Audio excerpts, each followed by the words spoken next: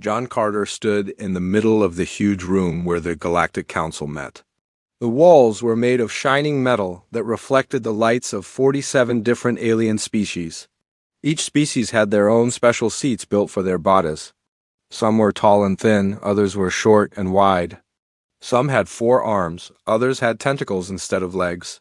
John was the only human in the room. He wore a simple blue uniform with the Earth symbol on his chest. Behind him stood 2 other humans. Captain Lisa Monroe had short brown hair and sharp, green eyes. She had fought in 6 different wars across the galaxy.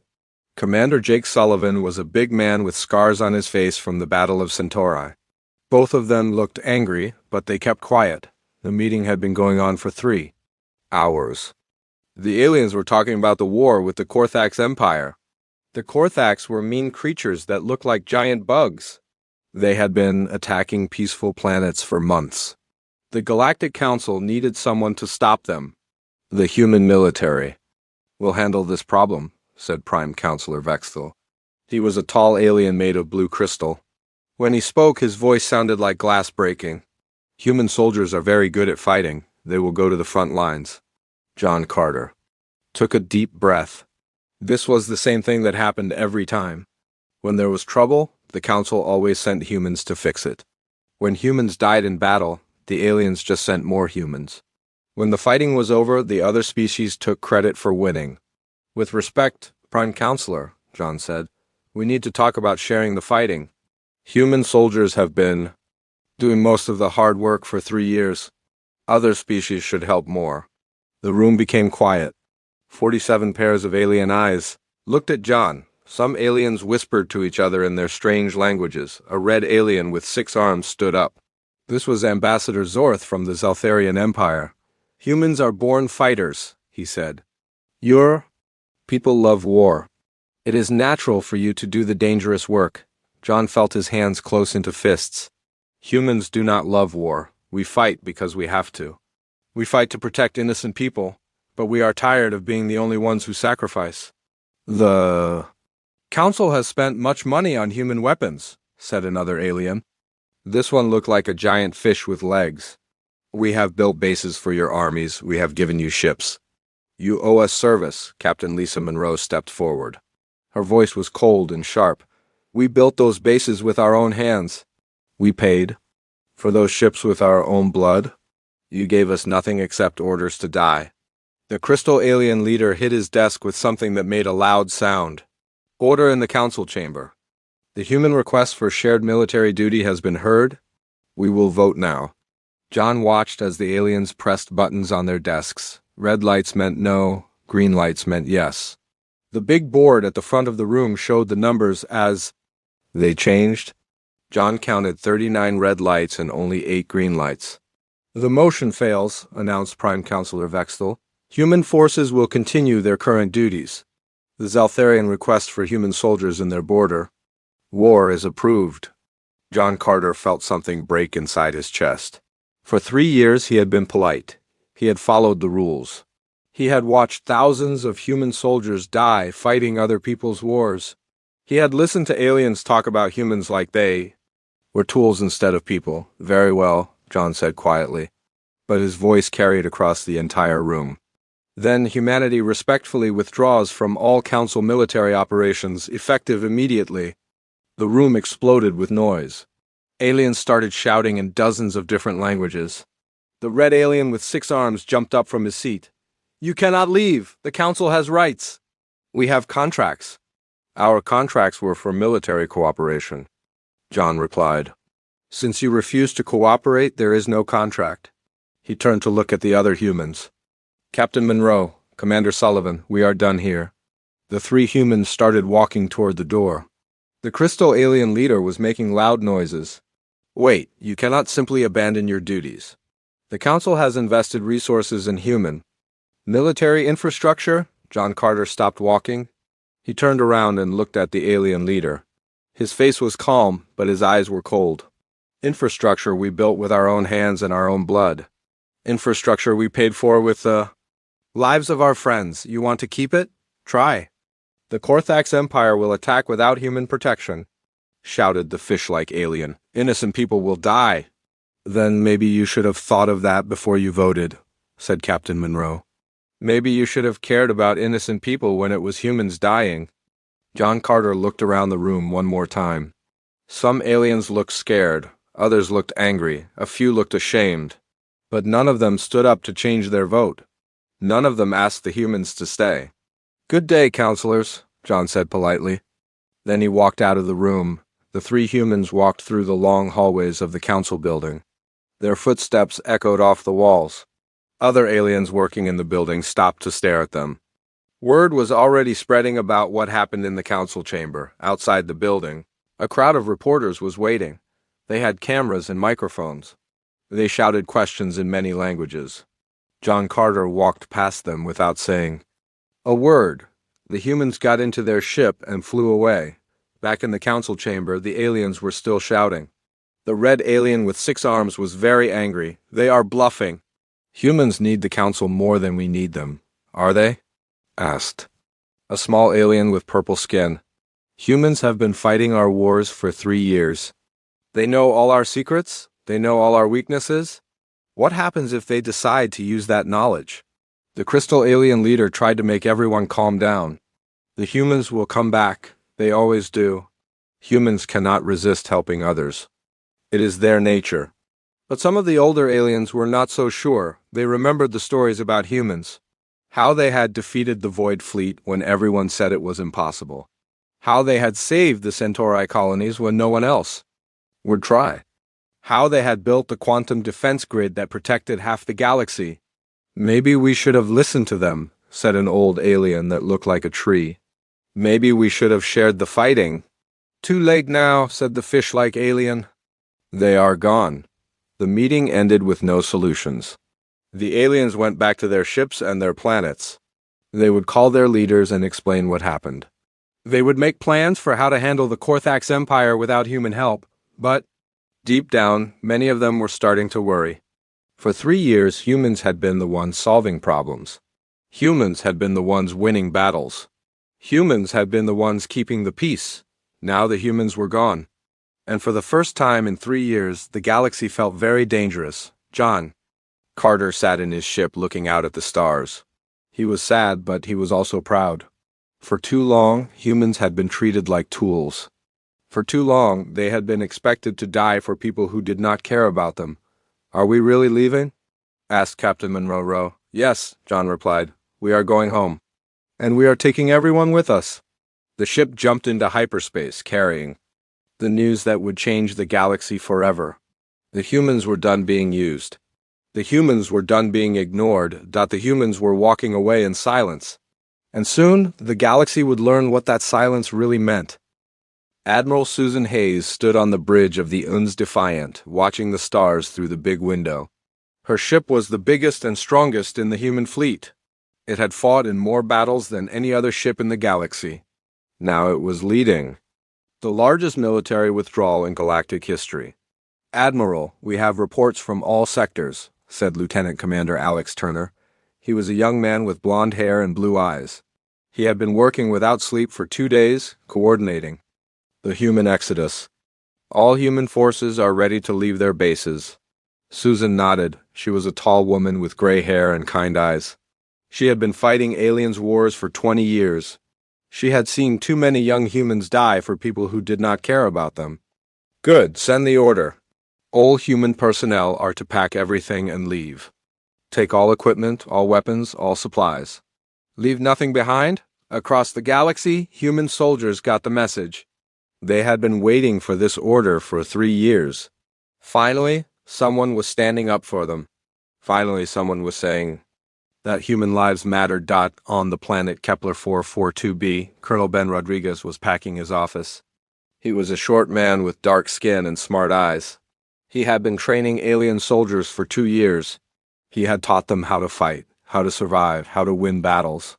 Now he was leaving. Commander Zefter came into his office. Zefter was an Altarian with 4 eyes and green skin. He looked worried. "Colonel Rodriguez, please do not leave. We need you. The Korthax Empire is getting ready to attack. Without human help, we cannot stop them." Ben looked at his alien friend. He felt sad, but he was also angry. Commander, do you remember what I asked for 6 months ago? You wanted us to send more Altarian soldiers to the front lines, Zephyr said quietly. And what did your government say? They said Altarian lives were too important to risk in battle? Ben picked up a picture from his desk. It showed 20 young human soldiers who had died fighting for Altarian colonies. These humans were not important enough to risk? These young people who died protecting your worlds? Zephyr looked at the picture. His 4 eyes became wet. I'm sorry, Colonel. I tried to change their minds. I know you did, Ben said. You are a good friend. But I cannot watch more humans die while your people stay safe at home. He handed Zephyr a thick book. These are all the battle plans and defense strategies. Study them well, you will need them. On the space station orbiting Centauri Prime, Dr. Helen Morrison was shutting down the medical center. She was a smart woman with red hair and green eyes. She had saved thousands of alien lives during the war. She had worked 18 hours a day teaching alien doctors how to treat battle wounds. Governor Trollmoth came to see her. He was a big alien with tentacles instead of arms. Dr. Morrison, you cannot leave now. We have hundreds of wounded soldiers. Without human medical knowledge, many will die. Helen stopped packing her medical equipment. Governor, do you remember what I asked for last year? You wanted funding to train more alien doctors in human medical techniques. And what did the council say? The governor's tentacles moved slowly. They said it was too expensive. They said it was easier to use human. Doctors, Helen picked up a medical scanner.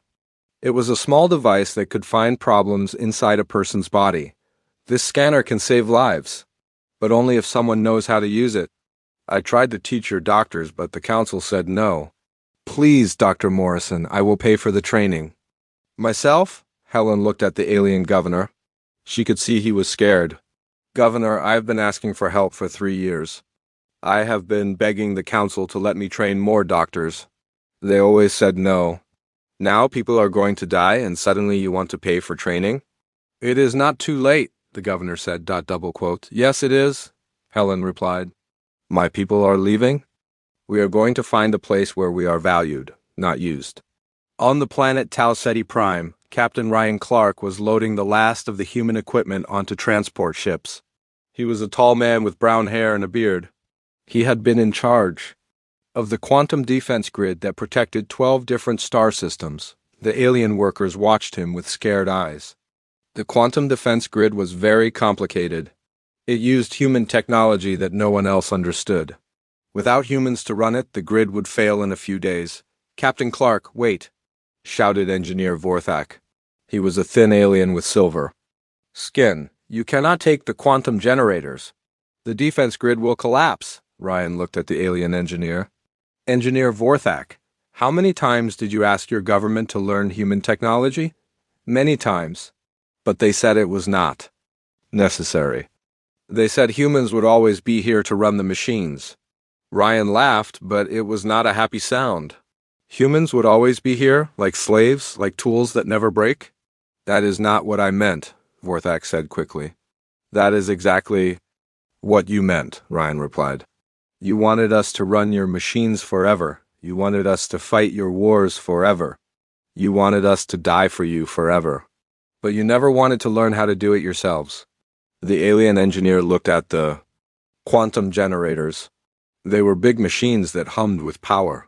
Please, Captain, show me how to run the machines. I will learn. Ryan shook his head. Too late. These machines are very dangerous. It takes years to learn how to use them safely. You should have started learning 3 years ago. All across the galaxy, the same scene was happening. Human soldiers were packing their gear. Human doctors were closing their hospitals. Human engineers were shutting down their machines. Human teachers were leaving their schools. The aliens watched in growing fear. They had never realized how much they depended on humans. Humans had been doing the hard work for so long that the aliens had forgotten how to do it themselves. Admiral Susan Hayes received reports from every human base. Admiral, the Andromedans are offering us double pay to stay, reported Alex Turner. The Centaurians are promising us our own planets. The Altarians are begging us to reconsider. Susan looked at the messages on her screen. 3 years ago, these same aliens had voted against giving humans equal treatment.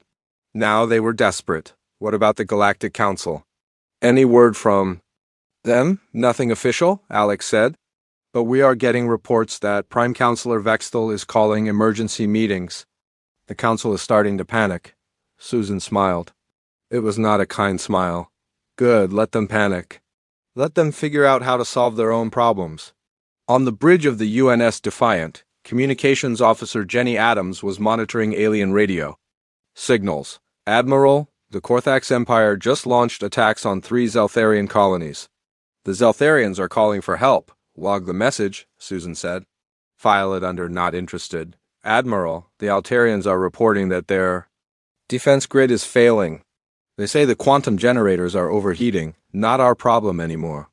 Admiral, the Centauran Medical Center is requesting emergency supplies. They have a plague outbreak. Susan Hayes looked out at the stars. She thought about all the human soldiers who had died protecting these aliens.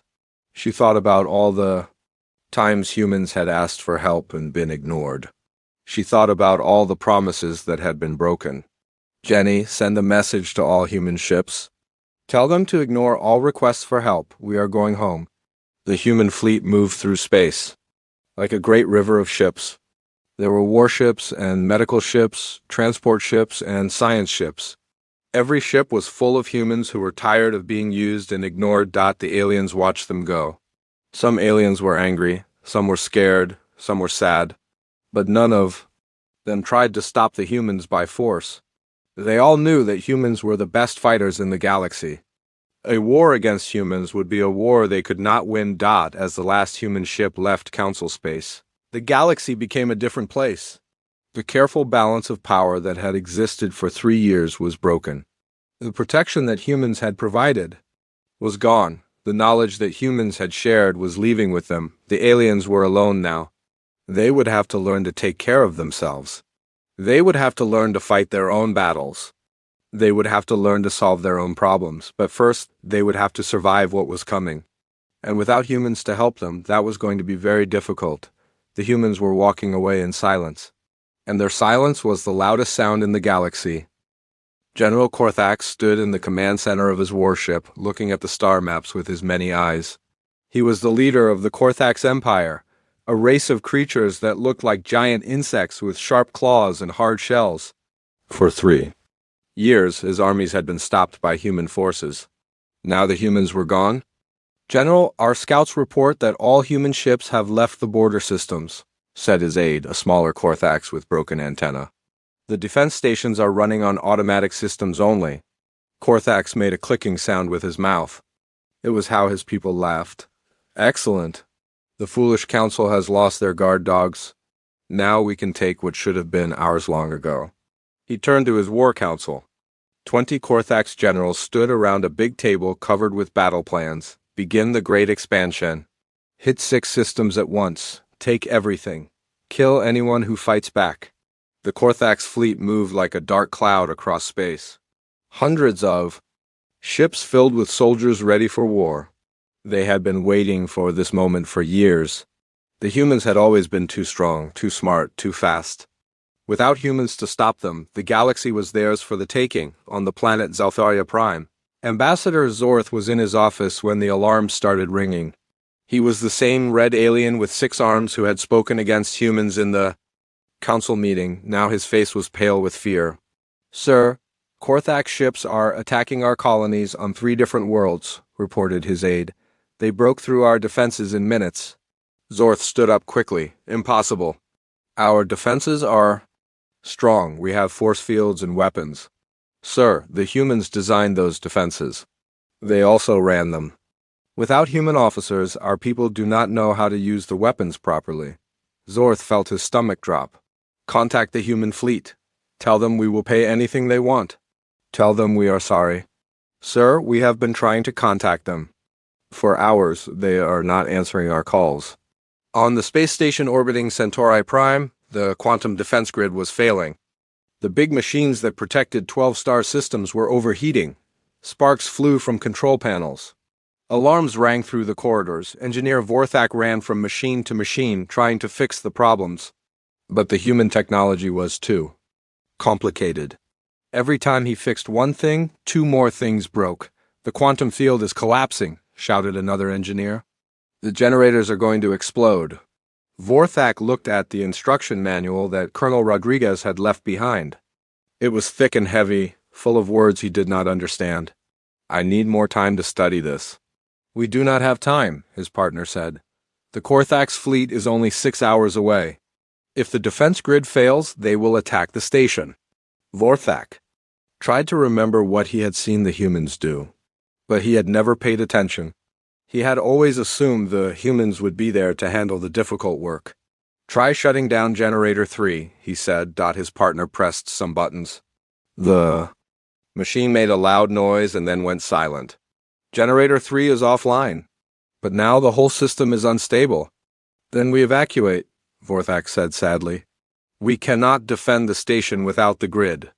On the planet Kepler 442b, the food production systems were failing. The humans had built amazing farms that could grow food in the desert. They had brought water from underground and changed the soil to make it rich. Now, the delicate balance was breaking down. Governor Yithmo walked through the dying fields with his science team. The plants were turning brown. The water systems were clogged. The soil was becoming salty again. "How long before the crops fail completely?" he asked his head scientist. "Maybe 2 weeks," she replied. The humans had a very complex system. They balanced the water, the soil, the temperature, even the bacteria in the ground. "We do not understand how it all worked together." The governor looked at the brownfields. This planet fed millions of people across the sector. "What about the instruction books the humans left?" "We have tried to follow them, but there are too many steps. Too many things that can go wrong." The humans made it look easy, but it was not easy at all.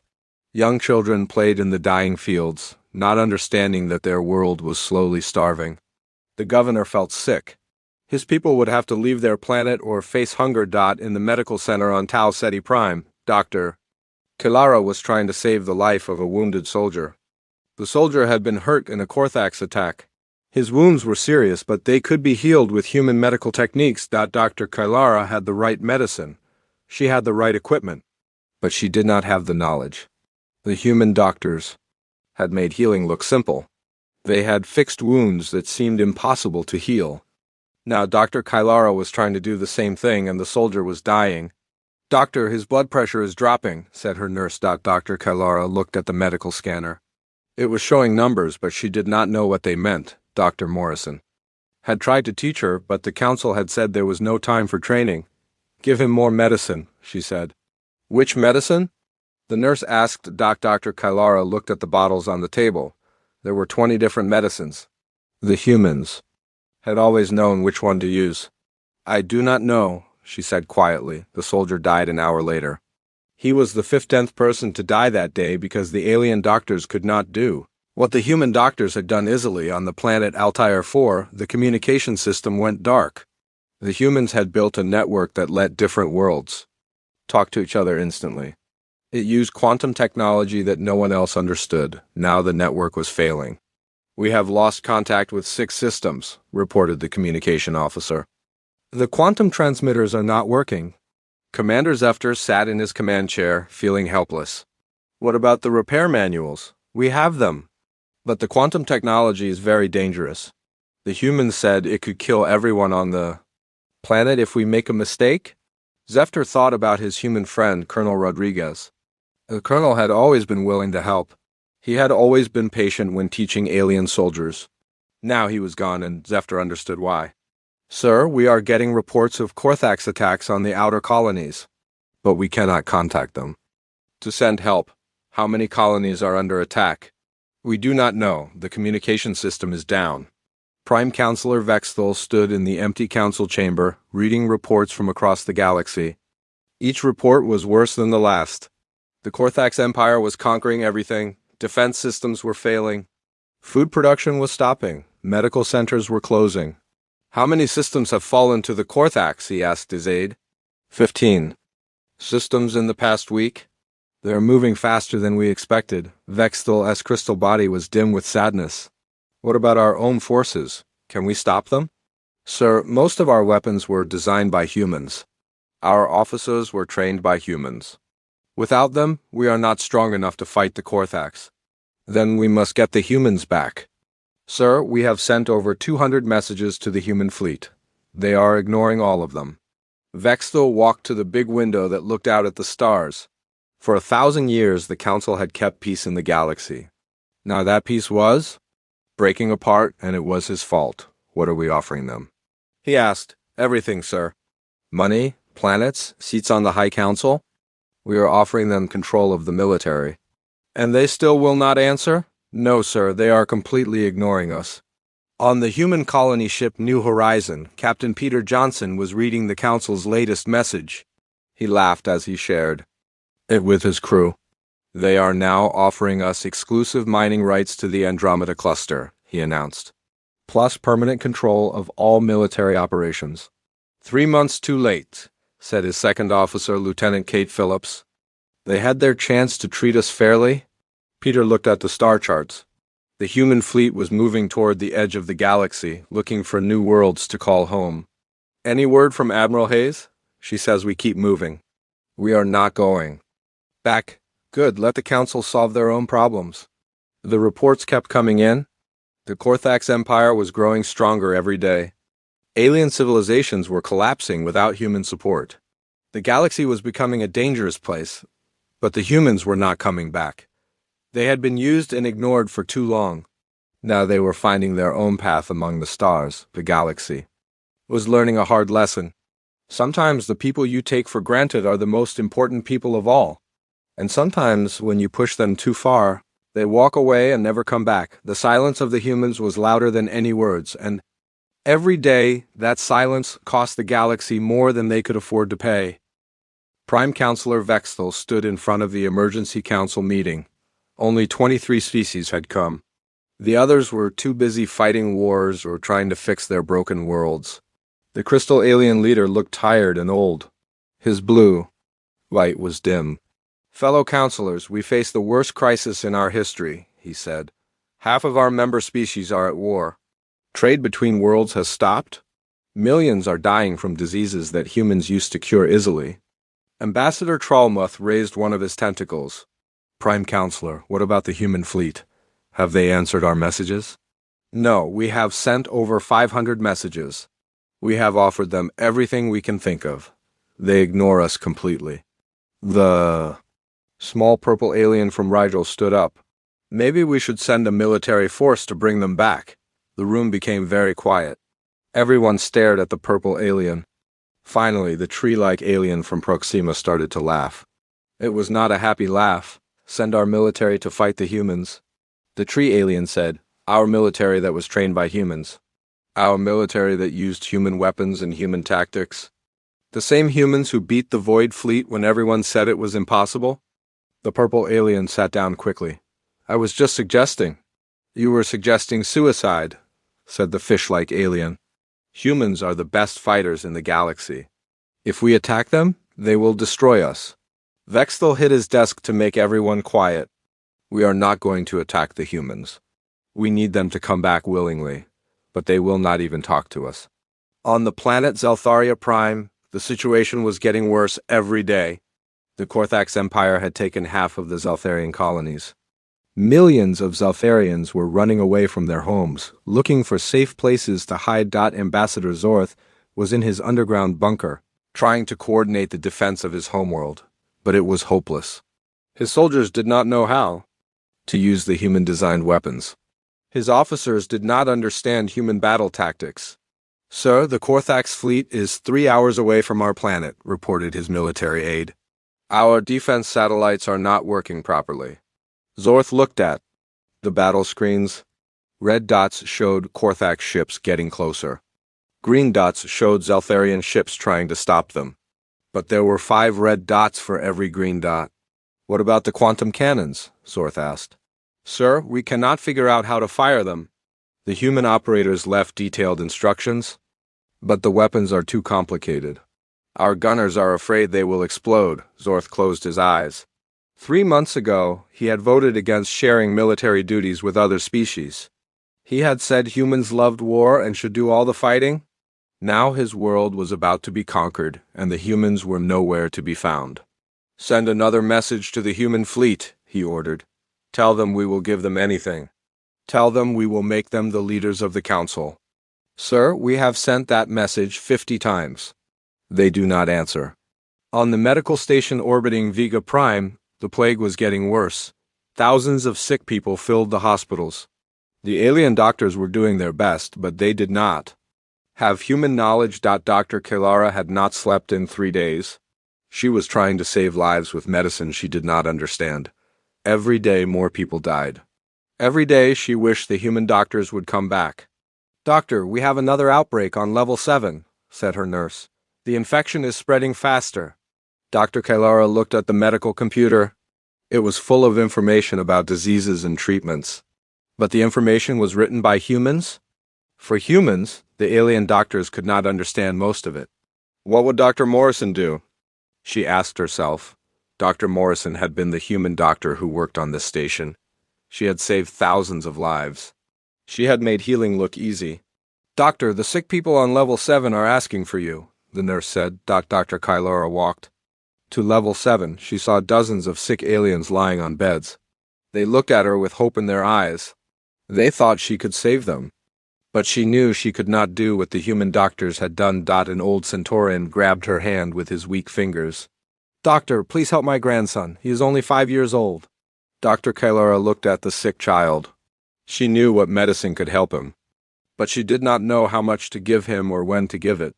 Human doctors had special training that took many years. Alien doctors had never learned these skills. I will try, she said.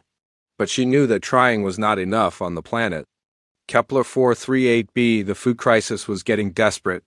The hydroponic farms had failed completely. The water systems were broken. The soil had turned toxic. Governor Yithmal was preparing to evacuate his entire planet. How many transport ships do we have? He asked his aide. 12 ships, sir, but we have over 2 million people on this planet. Then we save who we can. The governor walked through the dead farmlands. 3 months ago, these fields had been green and full of food. The humans had made this desert planet into a garden. Now it was becoming a desert again. Sir, there is something else, his aide said quietly. We found something in the old human files. What? Instructions for fixing the farms? But they are written in human technical language. We need human scientists to understand them. The governor felt anger and sadness mixed together in his chest. So the humans left us the answers, but we are too stupid to understand them. Sir, it is not that we are stupid. It is that human science is very advanced. They spent hundreds of years learning these things, and we never bothered to learn from them. On the space station above Altair 4, the communication breakdown was complete. Entire sectors of the galaxy could not talk to each other. Military forces could not coordinate. Trade ships were lost in space. Families could not contact their loved ones. Commander Zefter sat in his office, surrounded by broken equipment. His engineers had tried to fix the quantum communication array. Instead, they had made it worse. Now the station could not even talk to its own ships. Sir, we have an idea, said his chief engineer. We could try to build a simple radio system.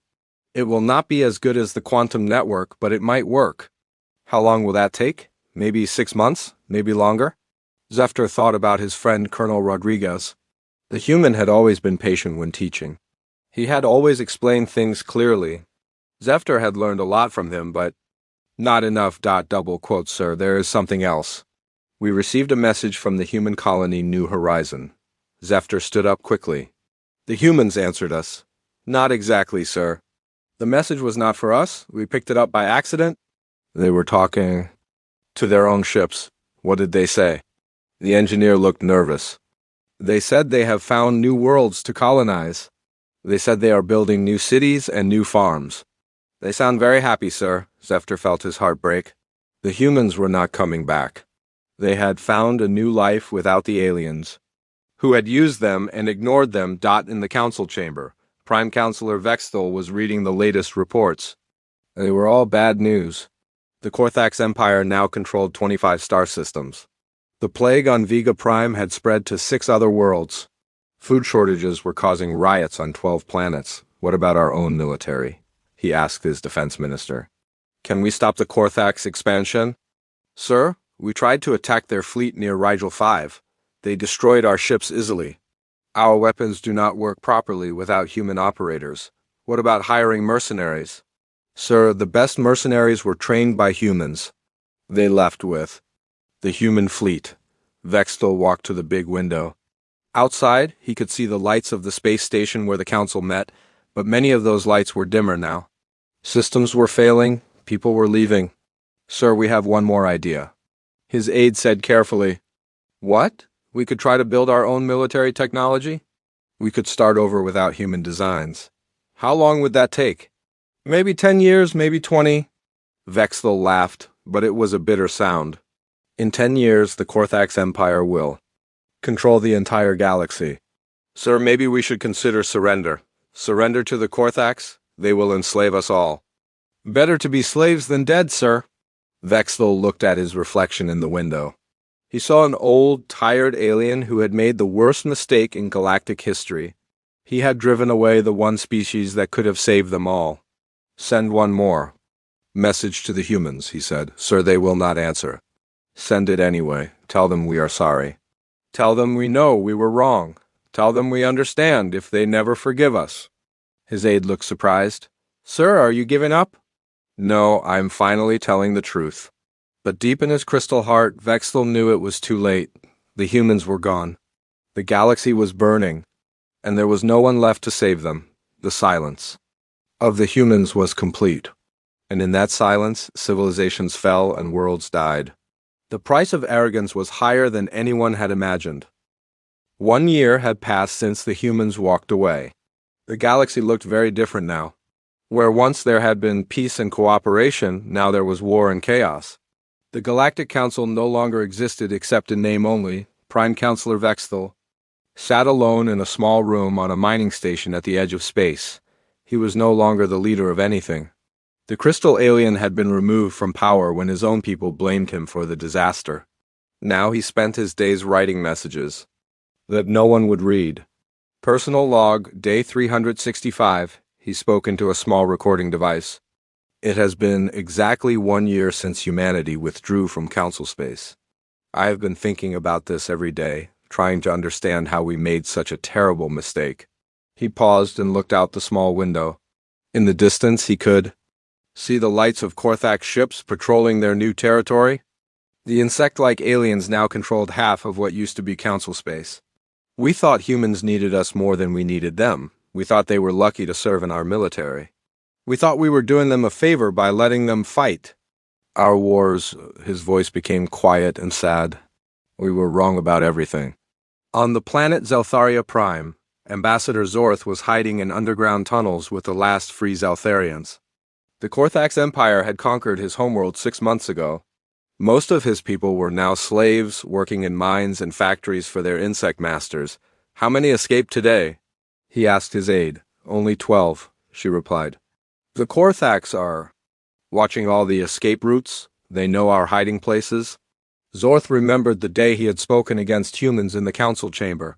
He had called them natural fighters who loved war. Now he understood that humans did not love war. They had fought because someone had to protect the innocent. Without humans to stop them, the Korthax had conquered everything.